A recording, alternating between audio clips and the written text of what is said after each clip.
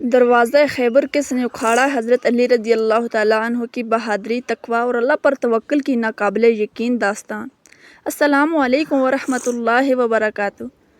ناظرین گرامی، آج کی ویڈیو میں ہم آپ کو ایسا واقعہ سنانے جا رہے ہیں جو صرف ایک جنگ کی کہانی نہیں بلکہ ایمان، محبت، وفاداری، قربانی اور روحانی عظمت کا ایسا نمونہ ہے جس کی مثال رہتی دنیا تک دی جائے گی۔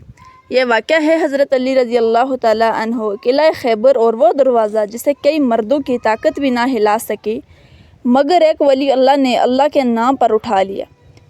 ناظرین، ویڈیو کو آخر تک ضرور دیکھیے گا کیونکہ یہ صرف تاریخ نہیں، دلوں کو جگانے والا سبق ہے۔ نمبر 1، خیبر کا پس منظر۔ سن 7 ہجری مدینہ منورہ نبی کریم صلی اللہ علیہ وسلم اور مسلمانوں کی ریاست مسلسل دشمنوں کے نشانے پر تھی۔ خیبر مدینہ کے شمال میں ایک مضبوط قلعہ تھا جہاں یہودی قبائل مقیم تھے۔ وہ مسلمانوں کے خلاف سازشوں میں ملوث تھے۔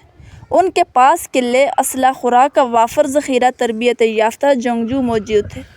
یہ خطرہ تھا اور رسول اللہ صلی اللہ علیہ وسلم نے خیبر کو فتح کرنے کا فیصلہ کیا۔ نمبر 2، خیبر کی جنگ کا آغاز۔ مسلمانوں کی فوج خیبر کی جانب روانہ ہوئی۔ ابتدائی لڑائیوں میں کچھ کامیابی حاصل ہوئی مگر قلعہ کموز، خیبر کا سب سے مضبوط قلعہ، ناقابل تسخیر ثابت ہو رہا تھا۔ ہر دن ایک نیا صحابی جھنڈا لے کر میدان میں جاتا مگر کامیابی نہیں مل رہی تھی۔ نبی کریم صلی اللہ علیہ وسلم کی پیشگوئی۔ ایک رات نبی کریم صلی اللہ علیہ وسلم نے فرمایا، کل میں یہ جھنڈا اس شخص کو دوں گا جو اللہ اور اس کے رسول صلی اللہ علیہ وسلم سے محبت کرتا ہے اور اللہ اور اس کے رسول اس سے محبت کرتے ہیں۔ پورے لشکر میں بے چینی پھیل گئی۔ ہر صحابی کی خواہش تھی کہ محبوب خدا کا خطاب اسے ملے۔ صبح ہوئی، نبی پاک صلی اللہ علیہ وسلم نے پوچھا کہ علی کہاں ہیں؟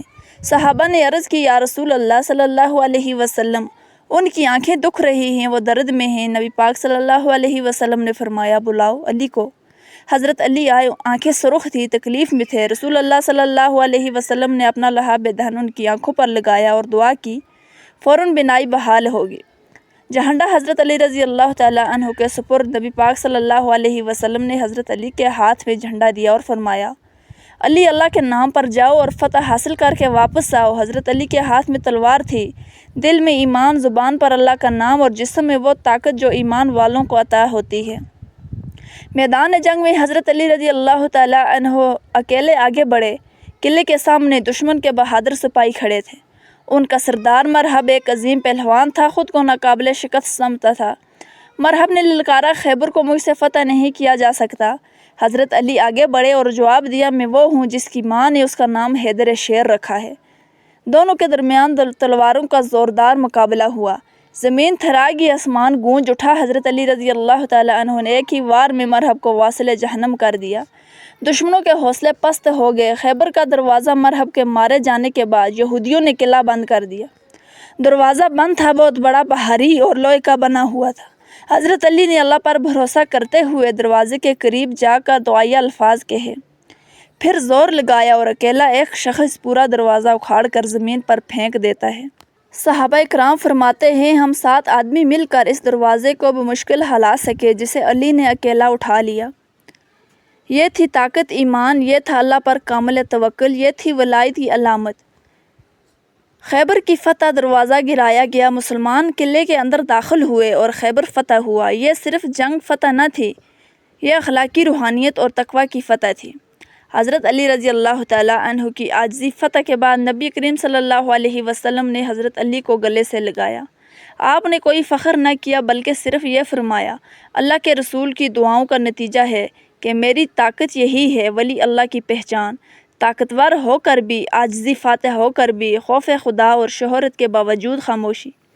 سبق آج کے دور کے لیے، ہم اپنی زندگیوں میں طاقت، شہرت، مقابلہ اور جیت کو اہم سمجھتے ہیں لیکن حضرت علی رضی اللہ تعالیٰ عنہ ہمیں سکھاتے ہیں، وصف پیغام، تقویٰ، ہر فیصلہ اللہ کے لیے ہو، شجاعت ڈر کے بجائے ایمان سے کام لو، عاجزی کامیابی پر فخر نہیں شکر ادا کرو، خلوص اپنی نیت کو پاک رکھو۔ آج علی کو کیوں بھلا دیا گیا؟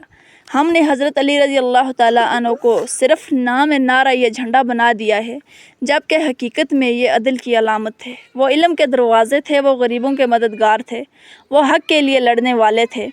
اگر ہم واقعی حضرت علی سے محبت کرتے ہیں تو ہمیں ان کے راستے پر چلنا ہوگا۔ اگر آپ کو لگتا ہے کہ حضرت علی رضی اللہ تعالیٰ عنہ کی زندگی سے ہمیں سیکھنا چاہیے، ہمیں حق، عدل، تقوی اور خلوص اپنانا چاہیے اور نوجوان نسل کو صحابہ کرام کی اصل پہچان دکھانی چاہیے، تو اس ویڈیو کو لائک کریں، کمنٹس میں اپنی رائے کا اظہار ضرور کیجیے گا، اپنے دوستوں سے شیئر کریں، چینل کو سبسکرائب کریں تاکہ اگلی اسلامی ویڈیو آپ تک ضرور پہنچے۔ اللہ حافظ۔